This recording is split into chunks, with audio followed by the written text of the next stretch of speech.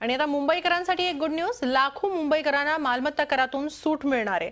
500 चौरस फुटापेक्षा कमी आकाराच्या घरांना मालमत्ता करातून सूट मिळणार आहे।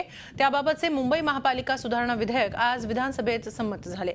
या विधेयकामुळे मुंबईतल्या सुमारे 11 लाख घरांना मालमत्ता करात सूट मिळणार आहे। यंदाच्या वर्षी मुंबई महापालिकेने मालमत्ता करात सुमारे 40% वाढ केली होती, मात्र आता त्यातून 500 चौरस फुटांपेक्षा कमी आकाराच्या घरांना पूर्ण करमाफी देण्यात आली आहे।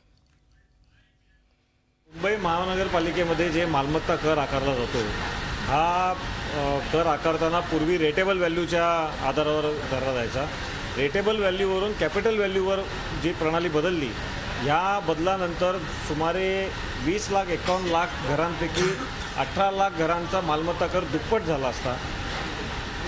तो जर का झाला तर लोकांना होणारा त्रास लक्षात घेता 500 स्क्वेअर फूटपेक्षा कमी क्षेत्रफळाची जी घरं आहेत त्यांचा मालमत्ता कर वाढणार नाही, अशा पद्धतीचा याचा दिलासा मिळाला।